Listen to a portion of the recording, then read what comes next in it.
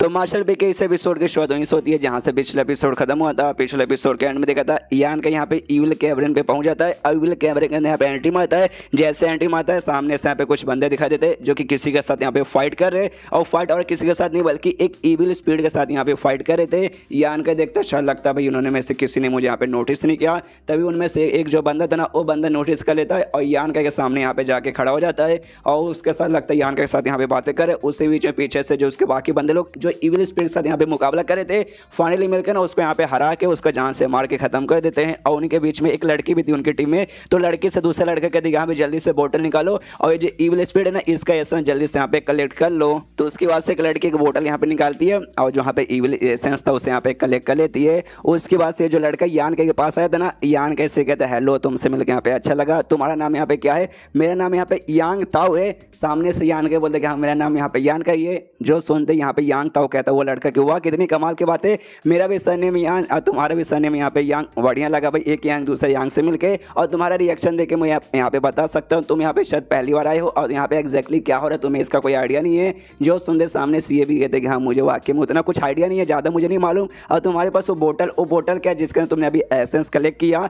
जो सुनते सामने से लड़की बता दी हाँ ये बोतल बेसिकली से ना यहाँ पे प्यूरिफाइंग स्पिरिट कलेक्टिव बोतल कहा जाता है जो कि लोग वगैरह यूज़ करते हैं जो खास करके यहाँ पर आते हैं।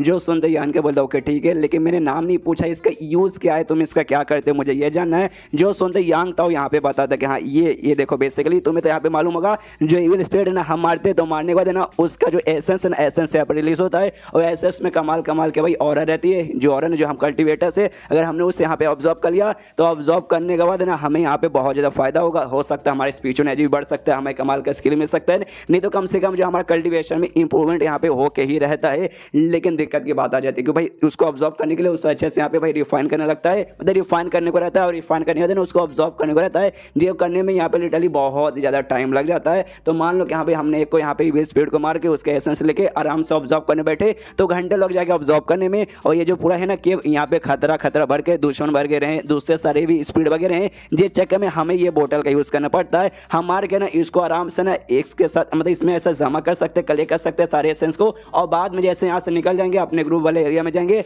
आराम से बैठ के भाई हम लोग वहाँ पे ऑब्जॉर्व करने लग जाएंगे। बस इसलिए कलेक्ट करने के काम आता है। जो सुनते यान के बोलता अच्छा ऐसी बात है क्या यार, शुक्रिया यार मुझे बताने के लिए, अच्छा हुआ तूने मुझे बता दिया। जो सुनते यान के बोलते रहे नहीं यार तुम वाकई में बड़े पोलाइट लड़के हो। और उसी लड़की से कहती कि हाँ सुनो एक और जो दूसरा बोतल है ना वो बोतल निकाल के यहाँ पे यान का को दे दो। तो सामने से लड़के ना वो भी एक बोतल यहाँ पे निकालती है यांग ताओ को देती है तो यांग ताओ लेके उसे यहाँ पे यान का को दे देता है और कहते लो भाई ये मुझे मैं गारंटी सच बोल सकता हूँ तुम्हारे पास ये बोतल नहीं है, अगर ये बोतल तुम्हारे पास नहीं है तो यार दिक्कत वगैरह यहाँ पे होने वाला, इसलिए भाई मेरी तरफ से एक छोटा सा यहाँ पे गिफ्ट रख लो। तो सामने से दे देता है। पीछे से इसके ग्रुप वाले मतलब इसकी टीम के मेंबर कहते कह रहे यार ये तुम क्या करो भाई अनजान आदमी को दे रहे हो। तो ये कहता है यहाँ पे देखो भाई जो भी लोग यहाँ पे आए ना एडवेंचर का निकला है और भाई हमारे दो जैसे हुए एक दूसरे के यहाँ पे हमें मदद करनी चाहिए। तभी सामने से यहाँ पे यान का भी एक पील की बोतल इसकी ओर फेंकता है जिसे देख के पीछे से लोगों को लगता है कह रहे हैं कहीं यान का फेंक के मारा क्या, नहीं लेकिन उसे खाली यहाँ पे दे रहा है। तो यान तो भी इसे यहाँ पे पकड़ लेता है। यान का कहते हैं तुमने जो सामने से मुझे जो बोतल दिया कलेक्टिव बोतल उसकी वजह सामने से मैं तुम्हें यहाँ पे कुछ पीस देता हूँ और अभी के लिए बाय बाय। और इतना बोल दे वहाँ से ऐसा निकल जाता है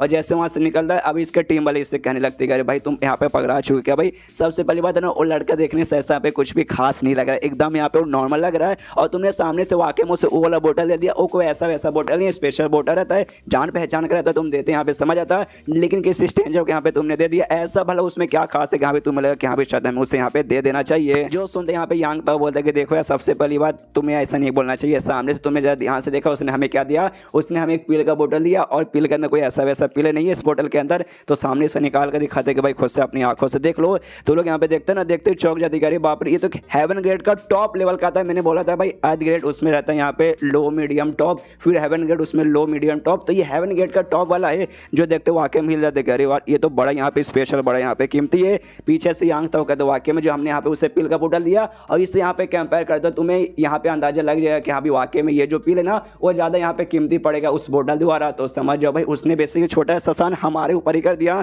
उनकी टीम की दूसरी लड़की बोलती है हाँ यार वाकई में कौन था ये लड़का भाई इतना मतलब एहसान चुकाने वाला।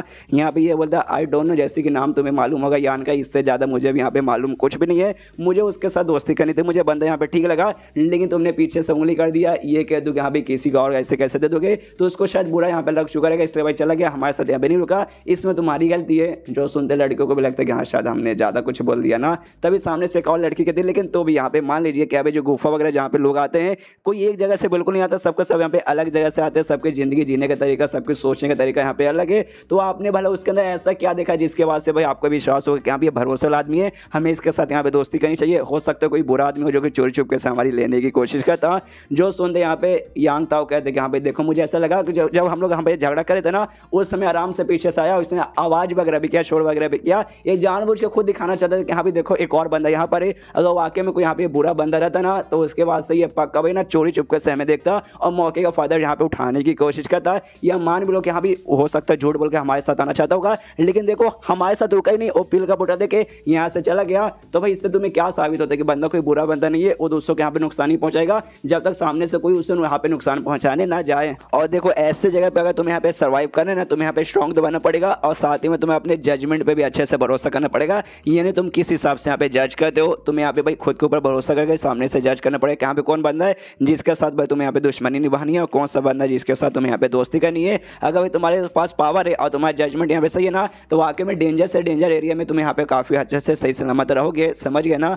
जो सुंदर लड़के लोग बोलते कि हम लोग समझ गए, लेकिन जो अभी हमारा सफर है ना हमें यहाँ पे आगे कंटिन्यू करना पड़ेगा। वो लड़का भाई हमसे आगे निकल गया तो भाई हमें भी आगे जाके फटाक से अपना सफर कंटिन्यू करके और इविल स्पीड को मार के भाई और भी यहाँ पे कलेक्ट करना चाहिए। और आगे चलते वो लड़का हमें मिला तो हमें वाकई में उसका जो असली पावर है ना शायद उसके बारे में मालूम चल जाएगा।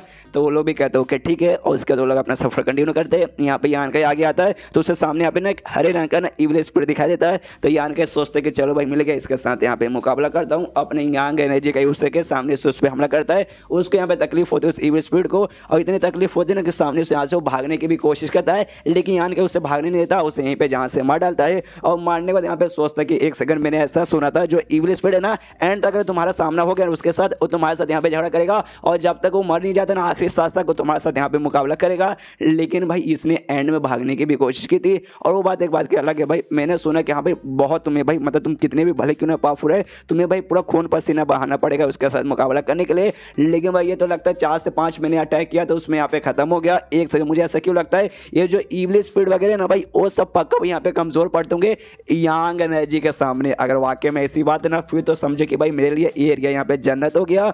तो इसके बाद ऐसे ही कहता है और आगे जाता है, जो भी यहाँ पे स्पीड वगैरह मिलते हैं और सबके यहाँ पे कुटाई करना चालू कर देता है। पीछे से यांग था हुआ उसकी जो टीम के मेंबर्स है ना सब के सब यहाँ पे आते हैं। वो लोग भी देखते क्या रहे यार ये जगह यहाँ पे इतना खाली खाली क्यों लग रहा है, यहाँ पे तो कोई भी ऐसा स्पीड वगैरह दिखाई नहीं दे रहा, ऐसा क्यों। तब यहाँ पे सामने से बताता है यांग था ऐसा हो सकता है यहाँ पे जो भी थे ना इस एरिया के आसपास के किसी ने पहले से मार के खत्म कर दिया।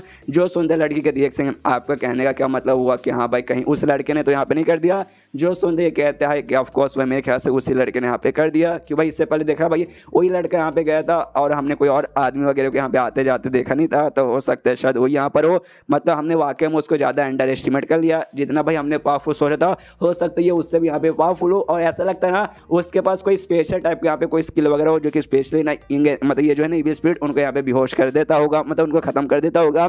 जो सुंदर लड़की भी सोचती वाकई में वो आदमी इतना स्ट्रॉन्ग है। उसके बाद यहाँ पे यान ने जो भी मार मार के इकट्ठा किया था ना सामने से जो भी एसेंस वगैरह वो बैठ कर आराम से ऑब्जॉर्व करने लगता है। तभी इसका जो हड्डी था ना स्केलेटन बॉडी बेसिकली, और सामने से और मांगता है कि हाँ भाई हड्डी मांगे मोर, ये भी देखता और चाहिए। तो पूरा बोतल में जो होता है ना सब दे देता है कि ले भाई सब ऑब्जॉर्व कर दे। उसके बाद से हड्डी खोज के आया है मजा आ गया। यान का भी देखता है कि हाँ भाई तुझे मजा आएगा तो ऑफकोर्स मुझे भी मजा आएगा। इसके बाद से यान के अपना सफर कंटिन्यू करता है और जैसे आगे जाता है घोस्ट किंग वैली के यहाँ पे कुछ बंदे दिखाई देते हैं, वो भी सामने से ना इविल स्पीड वगैरह का मुकाबला कर रहे। तभी जो एक इविल स्पीड था ना उनके साथ झगड़ा छोड़ के यान के की ओर हमला करने के लिए यहाँ पे बढ़ता है। तो यान का भी अपने यांग अटैक से मतलब यांग एनर्जी का एक अटैक हो सके उसके ऊपर अटैक करके उसे यहीं पे खत्म कर देता है। और जैसे उसे खत्म करता है उसके अंदर से जो भी एसेंस रिलीज होता है ना इसका जो गोल्डन बॉडी था स्केलेटन बॉडी उसे अपने आप ऑब्जॉर्व कर लेता है। यान का भी दिमाग खराब कर यार ये उनका था भाई, उनका तूने यहाँ पे क्यों ऑब्जॉर्व कर लिया। सामने उस बंदे लोग भी उनको भी गुस्सा आ जाता है, वो भी यान का इससे बोलते हैं साले भाई तू कैसा लौंडा है भाई, तू बीच में आके तुझे रोज नहीं मालूम कि हमें जो मारता है उसका यहाँ पे होता है, सामने से तूने आके ऑब्जॉर्व कर लिया। हाँ जो सुनते यहाँ पे यान के बोलते सॉरी सॉरी भाई मैंने जानबूझ के नहीं किया, वो गलती से हो गया, आप लोग यहाँ पे शांत हो जाओ। जो सुनते बंदे लोग कहते अच्छा अच्छा भाई शांत हो जाओ, गलती से हो गया भाई, एनर्जी वगैरह यहाँ पे गलती से ऑब्जर्व नहीं होती, बेशम जैसा हमारा इविल स्पिरिट का एसेंस तूने यहाँ पे ऑब्जर्व कर लिया और सामने से तू अब भाई यहाँ पे मतलब सॉरी बोल रहा है, जैसे कि हम तुझे यहाँ पे माफ कर देंगे। इसका तो सारे बंदे घोस्ट किंग वैली वाले यहाँ पे सामने आते हैं और इनसे कहते हैं यार कैसे कहते कि देखो यार कैसा लौंडा है भाई, सबसे पहली बात तुझे मालूम रहना चाहिए भाई तू दूसरों के साथ यहाँ पे पंगा ले नहीं सकता। हमें मालूम है जो हमारा घोस्ट किंग वैली है ना बहुत ही ज्यादा यहाँ पे पावरफुल नहीं है, लेकिन इतना तो पावरफुल है कि यहाँ पे तू अकेला तेरे यहाँ पे बैंड बजा सकते हैं, लेकिन तुझे बैंड नहीं बजाना भाई, जो हमारे नुकसान हो ना भाई उस नुकसान के यहाँ पे भरपाई कर दे। जो सुनता है यान के बोलता हूँ कि ठीक है भाई मैं नुकसान की भरपाई करने के यहाँ पे तैयार हूँ, लेकिन तभी पीछे से आती भाई ये लड़की, जिस लड़की की भाई यहाँ पे यान कहने ली थी घोस्ट किंग वैली वाली, ये आती है सामने से कहती नहीं भाई भरपाई करने के यहाँ पे कोई भी जरूरत नहीं है। और इस लड़की का नाम भाई यहाँ पे शांत था, अगर आपको पुराने चैप्टर्स वगैरह याद है तो, लेकिन शान इसका पूरा नाम नहीं था, इसका शायद तो यार सरनेम होगा या फिर ओरिजिनल नाम होगा, पूरा इसका नाम है ना यहाँ पे शान लेंग था, तो इसे यहाँ पे मैं लेंग बोलूँगा भाई शान तो अब उस लड़की का भी नाम है यान की तीसरी गर्लफ्रेंड का, तो भाई शान शान बार बार बोलूँगा तो कन्फ्यूज हो जाएंगे, इसलिए ये लड़की का यहाँ पे नाम है यहाँ पे लेंग रख दूंगा। तो ये लेंग आगे कहती नहीं भाई कुछ भी भरपाई करने की कोई जरूरत नहीं है और इसको परेशान करने की भी कोई जरूरत नहीं है, मैं इसे यहाँ पे जानती हूँ। एंड देन चैप्टर यहीं पे खत्म, चैप्टर खत्म तो वीडियो भी खत्म, तो मिलते हैं अगले किसी वीडियो में, जब तक के लिए बाय बाय।